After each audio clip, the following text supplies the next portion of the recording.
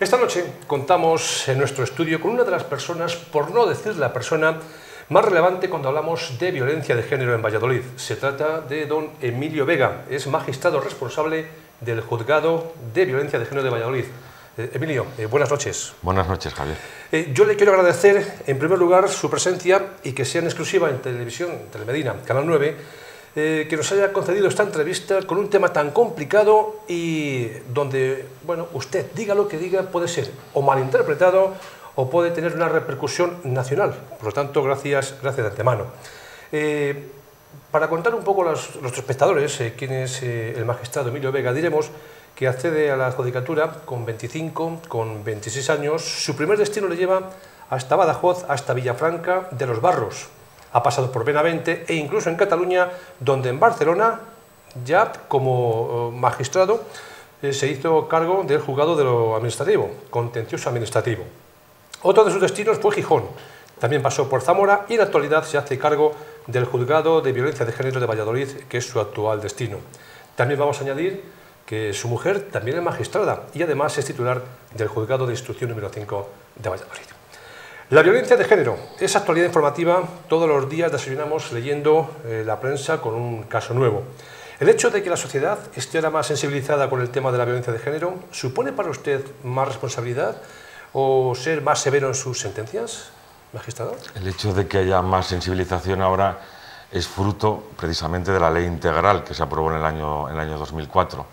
Cuando ahora se habla de que la ley ha sido un fracaso, es decir, yo no comparto esas conclusiones, en cuanto que precisamente la sensibilización que hay ahora deriva de la ley del 2004. Una ley que, como todas las leyes, tiene sus aspectos positivos y negativos, pero yo creo que el balance que habría que hacer de esa ley es muy positivo y ha contribuido a que ahora, efectivamente, estas situaciones de malos tratos ya no se traten de ocultar, ya no se traten de justificar y que la sociedad ha visto que no es un problema interno e íntimo de las familias, sino que es un problema social y que por tanto importa a toda la sociedad. Ese es el gran éxito para mí de la ley de violencia del 2004. Y en cuanto a si es más severo o no, yo creo que los jueces no tenemos que ser ni más o menos severos, sino justos. Yo cuando se hablan de sentencias ejemplarizantes, es decir, las sentencias no son ejemplarizantes, las sentencias tienen que ser justas. Es decir, la pena tiene que ser en atención al delito que se ha cometido y en atención a las circunstancias concretas que han rodeado a ese delito, ¿no? Lo que pasa es que yo estoy convencido a lo mejor, ¿no?, que la prensa, cuando está uno en televisión continuamente pues hablando de un tema, haciendo muchas veces juicios paralelos, a lo mejor un poco se puede sentir ahí, bueno, pues como estamos comentando, más severo, ¿no?, a la hora de impartir justicia. Lo que ocurre es que te sientes más presionado, eso es cierto, es decir, pero bueno, forma parte de nuestro trabajo y de que efectivamente cuando llevas un asunto que tiene ese eco mediático, pues evidentemente te sientes más presionado y es cierto que en materia de violencia de género, desde todos los puntos de vista, el juez está más presionado porque parece que sus decisiones pueden tener más o menos trascendencia de cara a que puede haber un asesinato o no haberlo, cuando realmente los asesinatos o los homicidios se cometen, es muy difícil que el juez pueda preverlos y menos evidentemente impedirlos, ¿no? Pero bueno, sí es cierto que te sientes más presionado que a lo mejor en otro destino donde estás resolviendo pues contratos o reclamaciones de cantidad, ¿no? Aquí hay en juego muchas veces cuestiones de afectos y cuestiones muy personales y efectivamente sí te sientes más presionado. Cuando hablamos de violencia de género, parece que siempre la asociamos con la mujer. ¿Hay mucha violencia de género en el hombre también o no? La violencia de género conceptualmente solo puede ser sobre la mujer. Cuando se habla de violencia sobre el hombre no es violencia de género, es decir, es violencia doméstica. Es decir, es muy importante precisar esto porque precisamente la ley integral lo que trató, o la justificación de que haya un tratamiento especial para la violencia sobre la mujer, radica precisamente en que histórica y tradicionalmente la mujer ha ocupado una posición de subordinación respecto al hombre. Y por eso se quiso diferenciar lo que es la violencia de género, que es exclusivamente la que se comete sobre la mujer, con la que se comete dentro del ámbito familiar sobre otros miembros de la familia, que en ese caso se llama violencia doméstica y que tiene un tratamiento diferenciado de lo que es la violencia sobre la mujer, que es la violencia de género. Sí, yo recuerdo hace unos días, cuando se celebraba el Día Internacional de la Violencia, casualmente el día anterior, creo recordar que hubo un fallecido, una pareja, dos hombres, ¿no? Un fallecido, era el hombre y no ha contabilizado, por lo que está usted comentando, ¿no? Claro, porque la ley integral, la ley sobre, incluso la competencia de los juzgados de género no se extiende a esos asuntos de violencia cuando el agredido es el hombre. Es decir, únicamente la competencia de los juzgados de violencia sobre la mujer se abarca cuando la agresión se produce sobre la mujer. Cuando son dos hombres, a pesar de que sea fruto de una relación sentimental y que la violencia tenga su origen en esa relación sentimental, no sería violencia de género, sería violencia doméstica. ¿Es usted quien le dice al condenado directamente y cara a cara que va a ir a prisión o es otra persona dentro del juzgado? Generalmente yo no se lo digo directamente. Por ejemplo, el último día que se ingresó en prisión, cuando los asesinatos que han pasado esta semana en Valladolid, la señora y el que estaba con la señora, de un señor, como le tomé declaración en el clínico, en psiquiatría, en la habitación, sí se lo comuniqué personalmente. Pero lo normal es que, bueno, me tomes declaración, hagas las diligencias y él está en calabozos luego, en lo que tú preparas la documentación, en la resolución donde se le ordena ingresar en prisión y que luego sea la oficina la que se lo notifica ya personalmente, ¿no? Pero el otro día, por ejemplo, en el asunto este, sí se lo dije allí personalmente. Sí. Sí, el caso Rondillas, como se está conociendo ahí en los medios. Sí. Hay un dicho popular que dice que los delincuentes entran en el juzgado por una puerta y salen por otra. ¿Ese dicho también existe en violencia de género o no? No es del todo cierto, es decir, a veces sí que la sociedad tiene esa percepción, pero lo que la sociedad tiene que saber es que los jueces no hacemos las leyes, los jueces lo que hacemos es aplicarlas. Y si el delito por el que me presentan a mí un detenido tiene previsto una pena de 6 meses de prisión, pues lógicamente, es decir, yo no puedo ingresarle preventivamente en prisión. Hay que tener en cuenta que la medida de prisión provisional es una medida cautelar. Es decir, no se trata de adelantar un cumplimiento de la pena.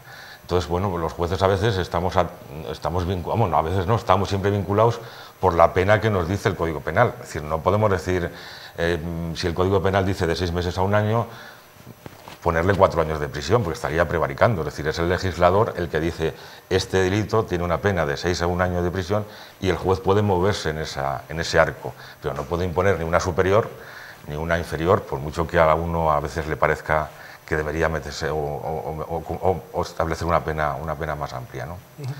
¿Por qué tanta gente en la calle condenada por este tipo de delito de violencia de género, ¿no? Porque vemos que hay mucha gente en la calle. ¿Por qué? Hombre, hay mucha gente cumpliendo. Es decir, teniendo en cuenta que los delitos de violencia de género, es decir, el delito más habitual que se comete, que es el de las amenazas leves o las lesiones leves, tienen penas de 6 a 1 año de prisión.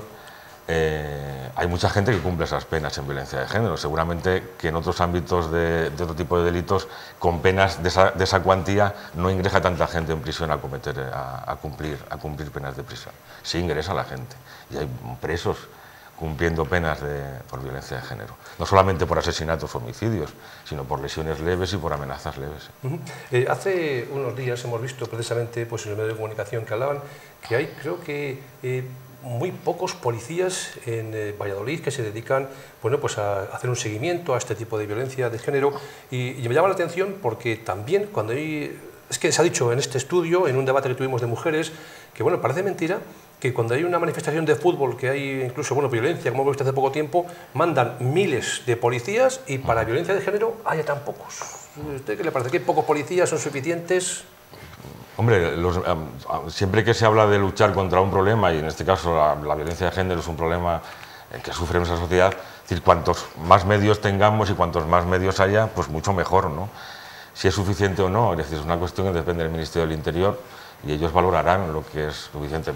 Lógicamente, si pudiéramos, o el Ministerio del Interior pudiera poner un policía a cada mujer que está en situación de riesgo, pues sería mucho mejor, lógicamente.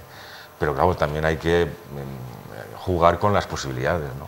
Pero cuantos más medios, mucho mejor. Eso sí, eso es así.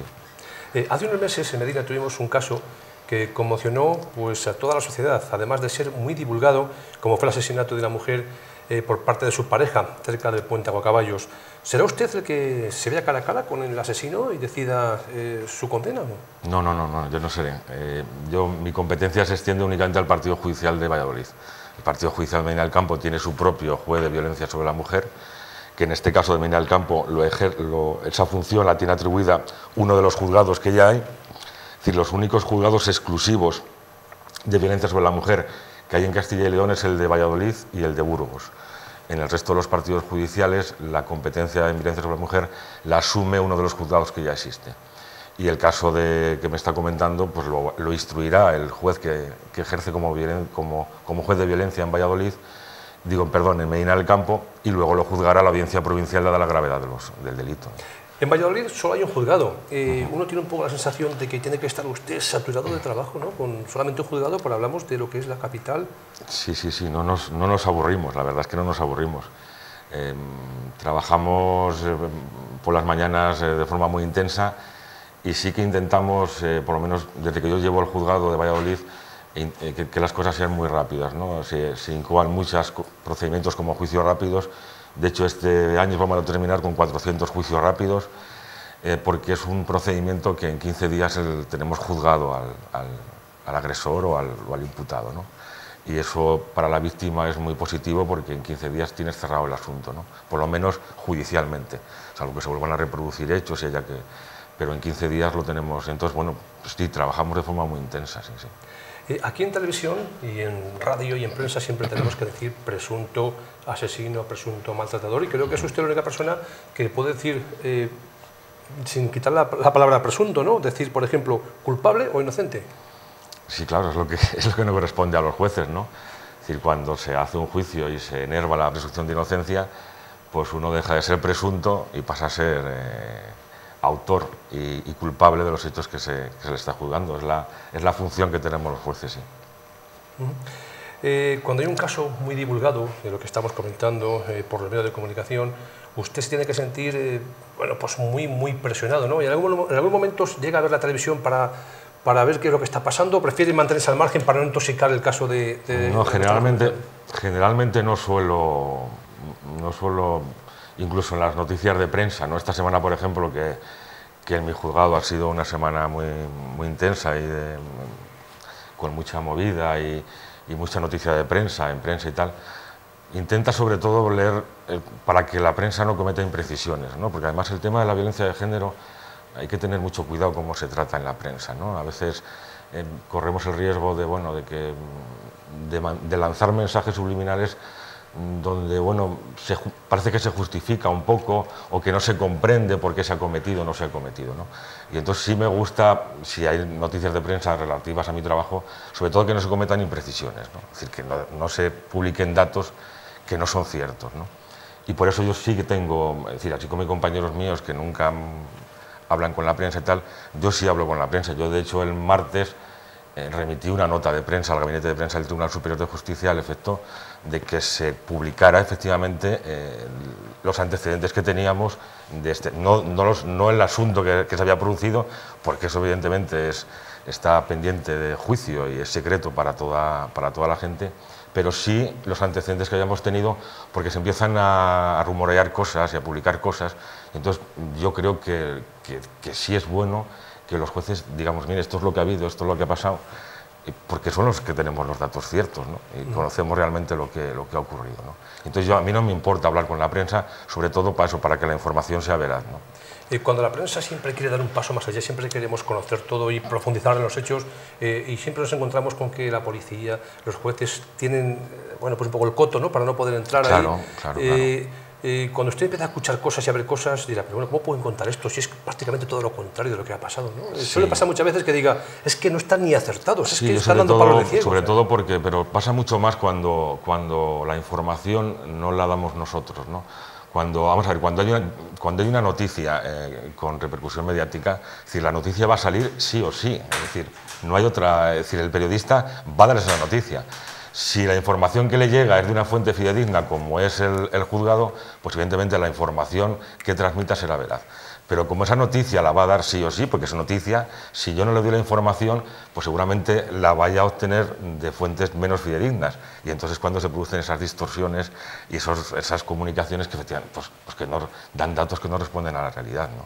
Porque evidentemente el periodista, vuelvo a insistir, si la noticia es noticia, la va a dar.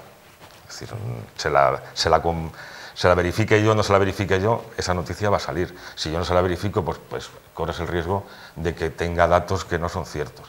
Luego tenemos que, los jueces y la policía, es decir, no se pueden dar todos los datos, porque hay cosas que pertenecen al secreto del sumario, ¿no? Que el sumario siempre es secreto. Es decir, la investigación, una cosa que siempre... No, pero ¿se ha declarado el juez el secreto o no? No, el juez no tiene que declarar el secreto. Toda investigación criminal, hasta que no llega el momento del juicio, es secreta para la humanidad, salvo para las partes del Ministerio Fiscal. Cuando se declara secreta expresamente, es que además es secreta para las partes, es decir, que ni siquiera los implicados y las personas que están personadas pueden saber lo que se está haciendo. Es cuando se tiene ese plus que se dice, es que ha declarado secreta las actuaciones. Vuelvo a insistir, todas las actuaciones de investigación son secretas, y que cuando se declaran secretas, es decir, se pone además que es secreto el sumario, es porque tampoco se da información a las propias partes, ¿no? Que eso a veces la prensa lo confunde, ¿no? Piensan que todas las diligencias judiciales son públicas. No, las investigaciones criminales son siempre secretas, siempre. Y bien que lo aclare, porque muchas veces a lo mejor la prensa estamos ahí en una línea que no sabemos si es o no... Sí, la ley dice que la investigación, el sumario es siempre secreto para el resto de las personas que no están implicados. Es decir, entonces, claro, tienes que tener cuidado con la información que da, porque además afecta a la intimidad o puede afectar a la intimidad de las personas. La gente todavía es presunto autor, no están declarados ni se ha celebrado un juicio como para decir que ha sido el autor. Entonces hay que jugar un poco con el respeto a otros derechos que la gente, incluso la gente a la que se la está juzgando, también tiene derechos, ¿no? Ahora mismo, como juez, como magistrado, ¿usted qué le está pareciendo lo que está pasando a nivel nacional con el tema de los jueces, de los magistrados, que parece que están un poco enfrentados unos con otros? Esto también se nota desde Valladolid esa sensación que tiene el resto de los ciudadanos, ¿no? Digo un poco a nivel nacional por el tema del juez que lleva el caso de la infanta, el juez que lleva lo de las tarjetas negras, en fin, un poco todo eso de ahí, ¿no? Se parece que están enfrentados entre los magistrados, la fiscalía, con los jueces, todo esto también se ve de... Es que bueno, la fiscalía no es poder judicial, es decir, el poder judicial somos los jueces y magistrados, ¿no? La fiscalía no forma parte del poder judicial. Y es normal, pero bueno, es el trabajo del fiscal, tiene un trabajo y el juez tiene un trabajo. Es decir, lo que pasa es que en estos asuntos, cuando tienen repercusión mediática, parece que hay un enfrentamiento. Es decir, yo hay veces que con los fiscales que trabajan en mi juzgado coincides, y hay veces que lo que hago yo no les gusta y lo recurren. Es decir, que es normal. Es decir, lo que pasa es que, bueno, cuando efectivamente son asuntos donde están afectados personajes públicos, pues todo se magnifica y lo que es una circunstancia normal se convierte, bueno, que parece que están en guerra, ¿no? Es decir, el fiscal hace su trabajo, si no le gusta la resolución del juez lo recurrirá, pero como hacen siempre, no en el caso ese. Y a nosotros igual, cuando no estamos de acuerdo con lo que ellos piden o tal, pues lo denegamos, es decir, no hay ningún problema, ¿no? Yo creo que los jueces están haciendo una labor muy importante ahora mismo en España, ¿no? Y gran parte de las cosas que se están sabiendo y tal es porque hay jueces que están trabajando mucho y sin medios, ¿no? Es decir, usted imagínese la señora de Ayala, es decir, asuntos que tienen miles y miles, ya no de folios, sino de tomos, y que es una persona la que está ahí, y es ella sola, es decir, dejándose seguramente las cejas y seguramente la salud para que eso salga adelante, ¿no? Porque no tiene ningún medios, no tenemos equipos que colaboren con nosotros a nivel contable, a nivel tal, es decir, estamos muy desasistidos, ¿no? En ese sentido. Y sin embargo, los asuntos, aunque de forma lenta, pero siguen adelante, ¿no? Siguen adelante y siguen adelante precisamente por el empeño de los jueces, ¿no? En sacarlo adelante, ¿no? Lo que pasa es que parece que entra un poco también la política ahí, ¿no? Porque los que son llega la jueza Laya, que usted ha mencionado, está en Andalucía y parece que como está ahí buscando un poco los tres pies a la izquierda, al Partido Socialista, pues la derecha parece que está un poco enfrentada. Cuando es en Madrid, por ejemplo, pasa un poco lo mismo, ¿no? Parece que está politizado un poco. Es que sí, fíjese que el Poder Judicial es el único poder del Estado, es decir, el legislativo o el ejecutivo es el único poder del Estado que no gestiona sus propios medios. Es decir, que es otro poder el que te dice los medios que tienes. Es decir, a mí, yo no soy el que decide, ni el Consejo General del Poder Judicial es el que decide si tengo que tener un bolígrafo azul o rojo.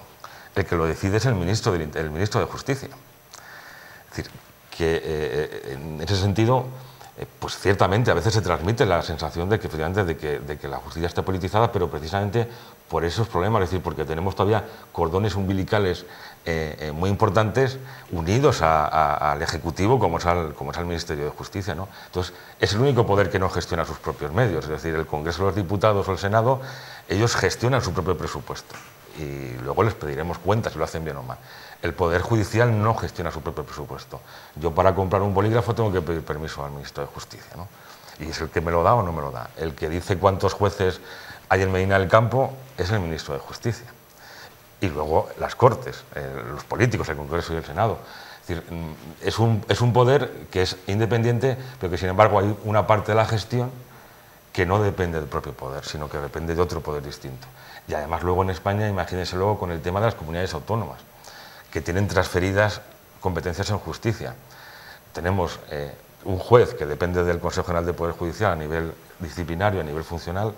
Tenemos un secretario judicial que depende del Ministro de Justicia, del Ministerio de Justicia, y tenemos unos funcionarios que dependen de la consejería correspondiente de la Junta de la comunidad autónoma. Es decir, es como un ejército donde el general dependiera de uno, el coronel de otro y los soldados de otros, ¿no? Es decir, eso es muy difícil de coordinar y de que todos vayan en una misma dirección cuando los tres grupos que trabajamos en los juzgados, cada uno dependemos de un sitio. Y a veces con instrucciones para un lado y para otro que son contradictorias, ¿no? Eso es un problema de que deberías plantear de cómo coordinar, incluso a veces, incluso a lo mejor que se recobrarán las competencias en materia de justicia por parte del Estado, ¿no? Sí, y por supuesto aquí tenemos un problema en Medina que es conocido por todo el mundo, que querían eliminar el juzgado y al parecer, bueno, según hemos podido conocer, haría falta incluso hasta otro juzgado más. O sea que por una parte los propios jueces y abogados dicen que hace falta otro juzgado y bueno, pues las instituciones dicen que como que sobra, ¿no? Sí, en Medina del Campo sí hace falta otro juzgado. Yo soy miembro de la Sala de Gobierno del Tribunal Superior de Justicia de Castilla y León y evidentemente tratamos estos temas de las necesidades de los juzgados, de cada población y tal. Y de hecho Medina del Campo lleva mucho tiempo con muchos funcionarios de refuerzo y ahora mismo hay una juez de refuerzo, hay 3 jueces en Medina del Campo, es decir, 2 titulares y otra más que está reforzando el trabajo que hacen sus compañeros, ¿no? Y luego, si está el Medina en Valladolid, pues es una cuestión que tendrán que decidir los políticos de cómo reorganizan esto, ¿no? Es decir, si es necesario que los juegos estén en Medina, si se puede centralizar todo en Valladolid, pero vuelvo a insistir, es una decisión política que depende de los políticos, que los jueces vamos donde nos digan. Es decir, no tenemos en ese sentido decisión o capacidad. Nos preguntarán lo que opinamos, pero al final la decisión es una decisión política. En Valladolid es usted el responsable del juzgado de violencia de género. ¿Cuántos casos suelen pasar por un juzgado como el suyo? Pues al año suelen unos 1.200 denuncias más o menos. De ellas unos 450 se tramitan por juicio rápido y el otro pues, por el procedimiento ordinario. Y luego entran unas 350 órdenes de protección al año, es decir, solicitudes de órdenes de protección. Y luego aparte tenemos la competencia de familia, derecho de familia, que todos los asuntos de divorcio, separaciones, nulidad de matrimonio, guardas y custodias de los menores y tal, donde ha habido violencia, también la sentencia la pongo yo, el juzgado de violencia sobre la mujer. Hablamos de 1.200 casos. Cuando llegan a usted, ¿ya son todos casos reales o hay alguno de estos casos que, bueno, pues la mujer suele denunciar al marido, luego va a la policía, investiga, se da cuenta que no es correcto, que no es cierto, ¿no? Ese maltrato que ha denunciado la mujer? Cuando llegan ustedes ya... No, cuando llega a mí llega el procedimiento, llega la denuncia y generalmente las declaraciones que la propia policía ha tomado en sede policial, ¿no? Y eso me lo llegan ahí para que yo porque soy el competente para instruirlo, para investigarlo, ¿no? Si es cierto, si no es cierto. Entonces lo que se hace es practicar las diligencias, se toma declaración a ella, a testigos si ha habido, tomarles declaración a él, hacer informes de sanidad, de médico forense, si ha habido lesiones. Esas son las diligencias de investigación para ver si es cierto o no es cierto que se han cometido. Y luego se toma una decisión. Si consideras que no hay suficientes elementos incriminatorios, pues se sobresee o se archiva el asunto. Y si consideras que efectivamente hay indicios de que los hechos se han podido cometer, pues entonces cuando ya se le sienta en el banquillo al presunto culpable, ¿no?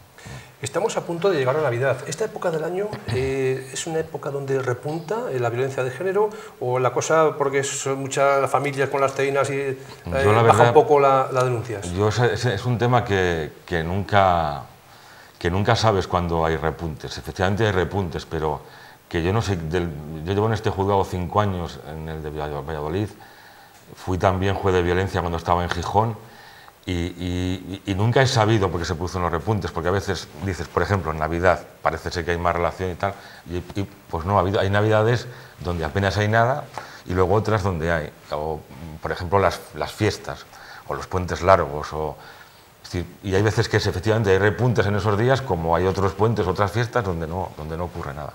No sé, es decir, yo creo que la violencia en Navidad es más con los cuñados y... Sí, eso dicen, ¿no? que hay temas que no hay que tratar en la cena de Navidad porque puede salir la familia un poco mal, ¿verdad? Yo creo que es más entre los cuñados y cosas de esas, ¿no?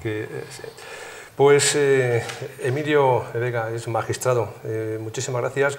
Podríamos hablar de muchas más cosas, lo que pasa que, como siempre estamos comentando, hay un poco ese secreto de sumario, que hay muchas cosas que no se puede profundizar, pero hemos tocado por encima las cosas que más nos pueden preocupar y hemos conocido un poco más de un magistrado que es el responsable de Valladolid, donde pasan sobre unas 1.200 denuncias todos los años, de las cuales casi todas son ciertas, ¿no? ¿Alguna falsa? Pocas. ¿O sigue habiendo alguna denuncia falsa que se conozca? La verdad es que es un dato, hombre, el dato cierto es las veces que se condena por denuncia falsa. Evidentemente es muy poco, porque es complicado condenar por denuncias, acreditar que una denuncia es falsa, ¿no? Entonces es un dato que a mí no me gusta ni decir que no hay denuncias falsas, ni decir que todo lo que se archiva es falso, ¿no? Lo que se archiva es porque no tenemos claro si ha ocurrido o no ha ocurrido. Y tan injusto es decir que eso que se archiva es falso, porque no lo sabemos, como decir que lo que se ha archivado es todo verdadero, porque no se ha deducido testimonio por denuncia falsa, ¿no? Entonces me parece injusto las dos posiciones. Se archiva cuando se archiva generalmente es porque no tenemos claro si es verdad o no, lo que no quiere decir que sea mentira ni que sea verdad, es decir, no lo sabemos. Y luego a veces sí, es decir, a veces sí se deduce testimonio porque tienes indicios de que la denuncia es falsa. Pero eso, es decir, yo en eso soy muy responsable, es decir, yo creo que la mujer que se aprovecha de la ley, de esta ley, que no es víctima y se aprovecha de la ley como si fuera víctima, es decir, yo creo que debemos ser duros con ellas, ¿no? Porque está perjudicando al resto de las mujeres, es decir, es lo que hablábamos antes de los medios, ¿no? Si a una persona que no es víctima se la están dando medios, asistentes sociales, prestaciones económicas, vigilancia policial, y es mentira, es decir, todo eso que está aprovechando esa mujer no está beneficiando a otra. Y entonces cuando dicen, no, es que las denuncias falsas, pues cuando se tienen indicios de que efectivamente puede ser falso, yo creo que es necesario investigarlo, pero por el propio interés de las mujeres. No porque digamos, pues vamos a investigar porque sois mujeres, no, es porque está perjudicando al resto de las mujeres, ¿no? Pues sin duda alguna es un tema preocupante.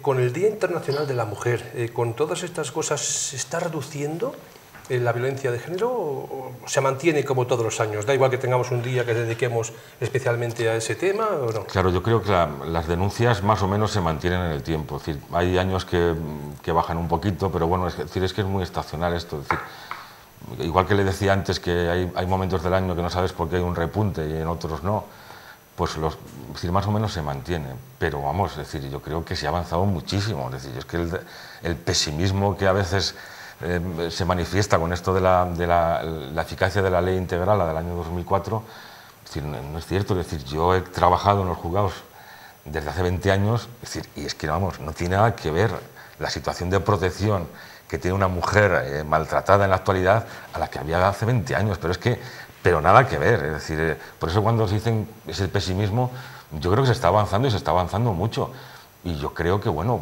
que se están obteniendo resultados. Se habla de que si hay muchas muertes es que la ley ha fracasado, ¿no? Es decir, yo protejo a muchas mujeres, a las que no han matado, es decir, a muchísimas, es decir, y a veces te sientes útil, es decir, es verdad, es decir, ves que tu trabajo es útil y que la ley es útil, y que a una señora que llevaba 30 años sometida al marido, es decir, le has dado una solución y le has hecho prácticamente que vuelvan a hacer, ¿no? Y eso es muy importante, y eso es el fruto de la ley, fruto de la sociedad y fruto del trabajo que se está haciendo en los juzgados. Es decir, yo creo que es muy positivo. Yo este pesimismo que hay de que parece que es que nada funciona, que esto está peor. No, no está peor. ¿Qué ocurría? Que es que ahora se denuncian las cosas y antes no se denunciaban. ¿El nivel social de las mujeres maltratadas es un No, nivel cultural bajo? Hay de todo, hay de todo. Lógicamente, hay veces en familias desestructuradas que, bueno, que a lo mejor da la crisis económica, es decir, genera más conflictos en la familia, que a lo mejor pueden derivar en violencia, pero no hay un perfil ni de maltratador ni de maltratadora, es decir, ni de maltratada.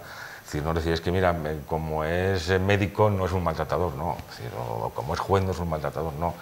Jueces, hay médicos, hay albañiles, hay fontaneros, es decir, que no hay un perfil igual que de mujer maltratada. El hecho de que la mujer tenga, por ejemplo, una gran posición económica o incluso profesional, tampoco significa que no pueda ser una mujer maltratada. Lo que pasa es que parece ser que la gente con mayor nivel cultural denuncia menos, porque se ve menos en la prensa. Cuando vemos en la televisión, cuando salen los casos, sale uno que son a lo mejor gente de otros países, de Europa del Este, países de América del Sur. Hombre, España... hay que ser conscientes de que hay determinadas culturas que en este sentido están todavía como no más retrasados, pero bueno, menos evolucionados a lo mejor que la cultura occidental, ¿no? Y bueno, pues posiblemente les cueste más entender que la igualdad, ¿no? Pero bueno, luego dentro de los nacionales, de los españoles, es decir, ¿qué ocurre? Es decir, claro, que es que hay más albañiles que médicos, ¿no? Entonces, bueno, normal es que al final, si la bolsa es más grande, haya más gente de ahí, ¿no? Es una cuestión de estadística, ¿no? Pero no hay un perfil, no hay... Pues antes, en el transcurso de la entrevista, nos comentaba el magistrado Emilio Vega que no suele ver mucho televisión, suele ver la televisión lo justo, pero hay un programa que no suele perderse, y es de Telemedina, Canal 9, el programa Recordando Recuerdos. Sabemos que usted es seguidor de ese espacio, ¿no? Sí, lo veo cuando suelo venir el fin de semana, porque en Valladolid en la televisión normal no llega, ¿no? Pero bueno, cuando el fin de semana que vengo a ver a mis padres, si está, pues lo vemos. Sí. Usted tiene mucha vinculación con Medina y con Trevillego, ¿no? Sí, claro, yo nací en Cervillego de la Cruz, y luego en Medina mis padres viven aquí, tengo una hermana que vive aquí, y entonces, bueno, pues suelo venir bastante, y luego tengo muchos amigos aquí. Pues me vengo a tomar mis cañitas y mis vinitos aquí en buena compañía. Muchas gracias, magistrado Emilio Vega, por habernos concedido esta entrevista, que lo repito, es una entrevista en exclusiva que concede una televisión, porque ahora mismo, tal y como está el tema de la violencia de género y estas últimas fechas en Valladolid, podría haber elegido cualquier medio, cualquier televisión que hubiese preferido, y bueno, pues lo ha hecho aquí con nosotros muy modestamente. Muchas gracias, mi amable, y buenas noches. Muchas gracias, Javier, buenas noches.